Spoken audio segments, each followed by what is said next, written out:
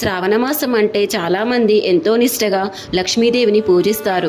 శ్రావణమాసంలో మహిళలు వ్రతాలు పూజలు ఎందుకు చేయాలి, శ్రావణ మంగళవారం శుక్రవారాలకు ఎందుకు అంత ప్రాధాన్యత ఉందో, పరమేశ్వరుడు శ్రావణం గురించి ఎలా వివరించాడో ఈ వీడియోలో తెలుసుకుందాం. శ్రావణమాసం మహిళలకు మరియు కొత్తగా పెళ్ళైన వారికి ఎంతో పవిత్రమైన మాసం. ముఖ్యంగా శ్రావణ మాసంలో వచ్చే రెండో వారంలో వరమహాలక్ష్మీదేవిని పూజించి వరాలు పొందుతారు. శ్రావణ మాసంలో వచ్చే సోమ మంగళ శుక్రవారాలు కూడా అత్యంత పవిత్రంగా పూజలు చేస్తారు.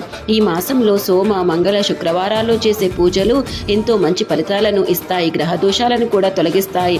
శ్రావణ మాసం గురించి పరమేశ్వరుడు స్వయంగా ఈ విధంగా చెప్పాడు. ఏడాదిలో ఉండే 12 నెలల్లో శ్రావణ మాసం చాలా పవిత్రమైంది. లక్ష్మీదేవి అమ్మవారికి ఎంతో ఇష్టమైంది. సాక్షాత్తు ఆమె భర్త అయిన విష్ణుమూర్తి జన్మ నక్షత్రం శ్రవణ నక్షత్రం రోజున పూర్ణిమ వచ్చింది కావున ఈ నెలకు శ్రావణ మాసం అని పేరు వచ్చింది. ఈ నెల చాలా విశిష్టమైనది.